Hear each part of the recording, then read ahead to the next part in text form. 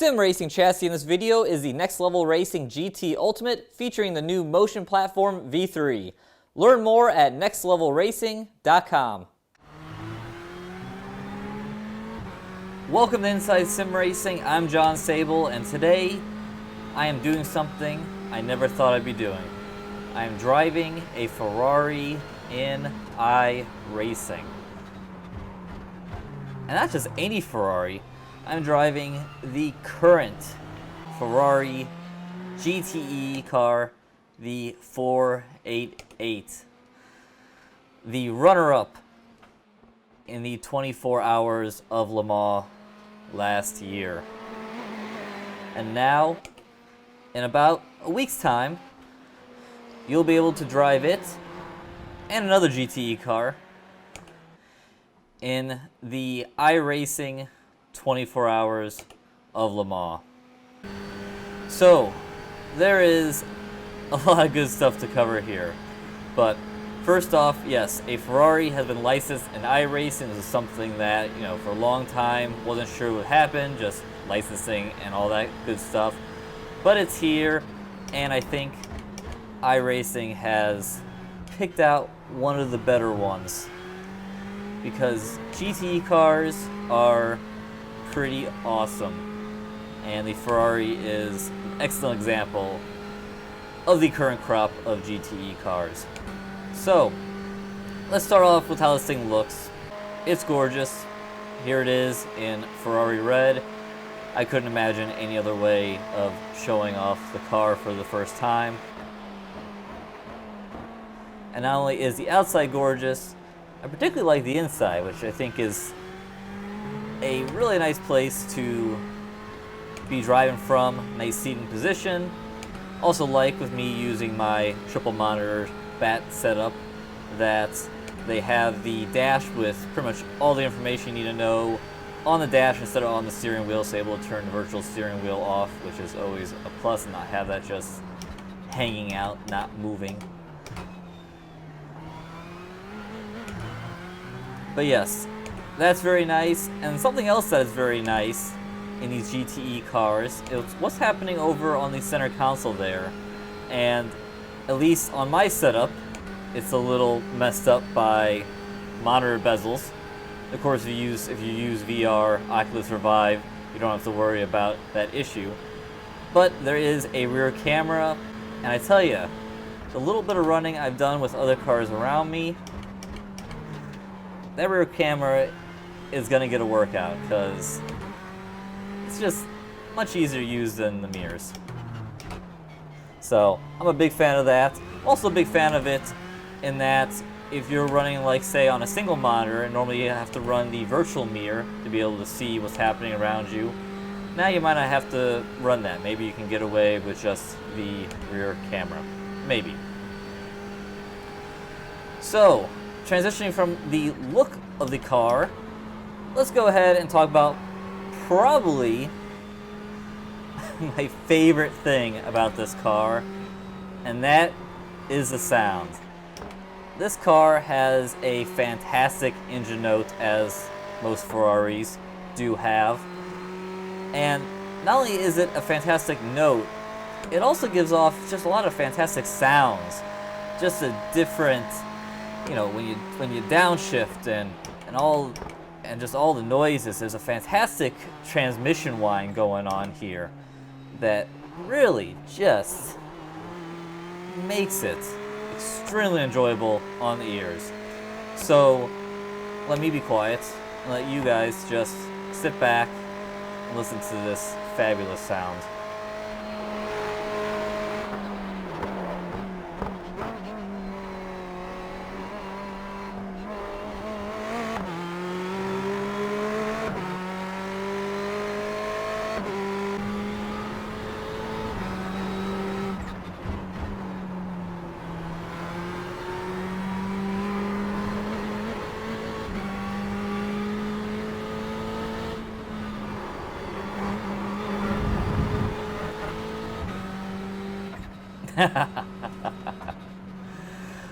Well, I guess at that point we'll do the slowdown penalty, which is the bane of anyone's existence here at Le Mans. and move on to some other topics. Let's talk about how this car drives. The GTE class cars, and as I've experienced with this car, essentially they're the best GT3 car you could ever drive. I think is the easiest way to explain them, and probably the easiest way to explain to someone who's familiar with mostly just iRacing, because a lot of people who are on iRacing have driven the GT3 class cars. The GT cars really aren't faster in a straight line. That's not where they make their speed. As you're seeing here on the Mulsanne Straight, I'm not quite getting the 180 miles per hour. Now, I have done some tweaking to the setup. I removed, from the baseline setup, removed some wing. I mostly gone in and stiffened up the suspension to handle more of these sweepers, lowered the car a little bit so its aero is good. But, you know, I don't think even your fastest guy is going to get much over 180 miles per hour in this car. But like I was saying about aero, this car makes up its time in the corners thanks to the Michelin tires that are nice and grippy, and then the aero that GTE cars have. And man, it just goes in the middle of the corners. I mean, GT3 cars can't do that. And what GT3 cars also can't do is they can't stop like this car. These GTE cars, they can stop real quick. Now, of course, it's getting assisted by the downforce. Aerodynamics definitely assists in the braking process, so that's probably part of it. But yeah, these things can stop quickly. But these things, there's an interesting little wrinkle that you don't see very often in modern race cars, and that is there's no ABS on these cars. So in a GT3 car, where you can just kind of pour it into a corner, slam on the brake, let the ABS do the work, and honestly, that's some of the better way to get around in a GT3 car is, you know, let the electronics do the work. Here in GTE class cars, there is no ABS. So while the braking distance is quite short, well, it's a very frantic braking zone of threshold braking. You have to be really on top of it, and it is quite easy to go and overstep the bounds and lock up the tires. And when you do lock up the tires, you'll see some purple lights come up on the dash, and you've probably noticed them so far throughout this drive. And that, there it is right there. Got on the brake a little harder to show it off for you guys, trust me. But that gives a very nice visual indication of when you've overstepped the bounds. I mean, normally when you lock up the tires, you're listening to an audio cue of the tires locking up. But, you know, something about just having those lights visually right there as I blow through that corner, they really help indicate right away that you're locking up the tire and you need to back off it so you don't flat spot it. So that's something really cool that these GT cars do have.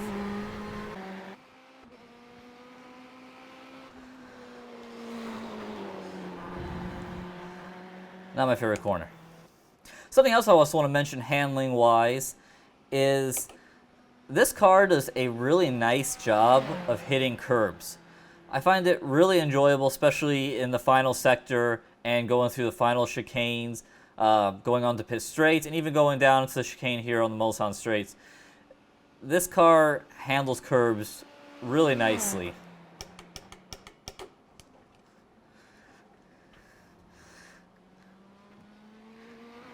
Got the back end kicking out a little bit on me there. Speaking of the back end kicking out, there's plenty of different adjustments you can do on the fly. There is a traction control setting with 5 being the least amount, and then once you go beyond 5, you're turning traction control off. Honestly, traction control here at Le Mans isn't really needed too much in this part of the track, in my opinion. But I did like having a little bit of traction control in the Porsche S's and for those final chicanes heading on to the pit straight. So there's your different settings. Number 1 is the highest setting. and definitely helps keep things underneath you.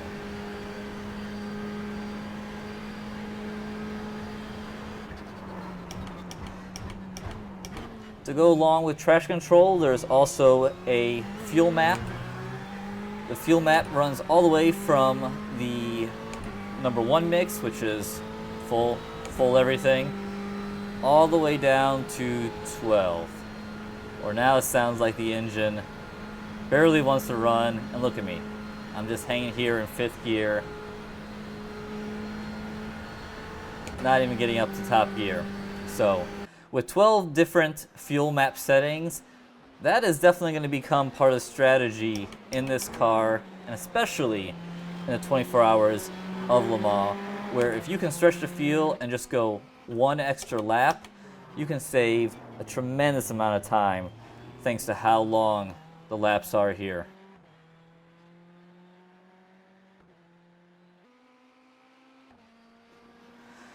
So, with that said, let's go ahead and wrap up my spiel for this first look of the Ferrari 488 GTE in iRacing.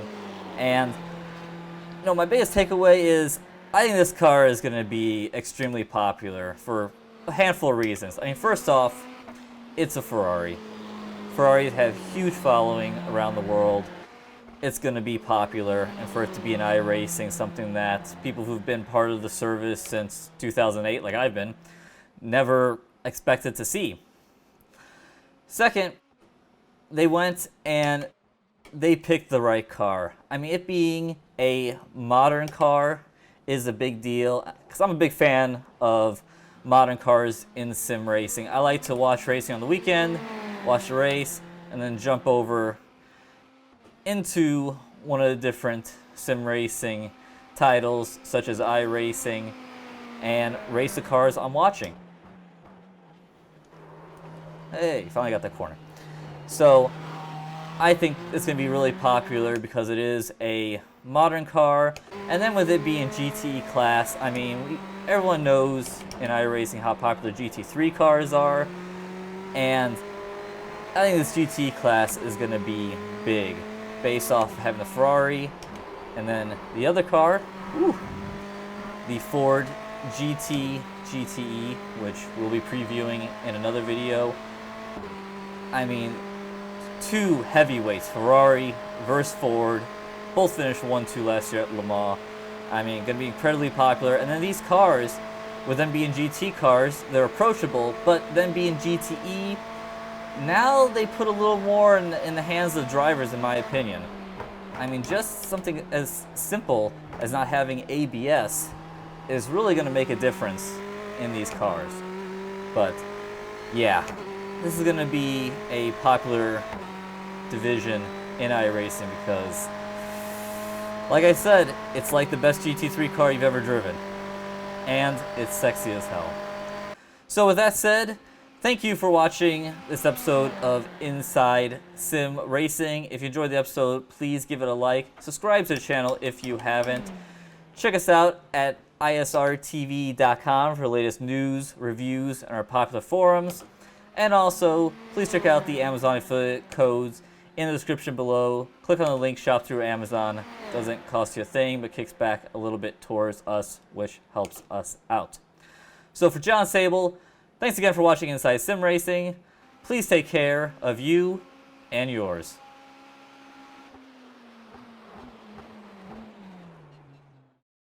And one more thing before we go. If you like what you see here and you want to become a member of iRacing, we're giving away codes to new members. Click on the link in the description to learn how to enter.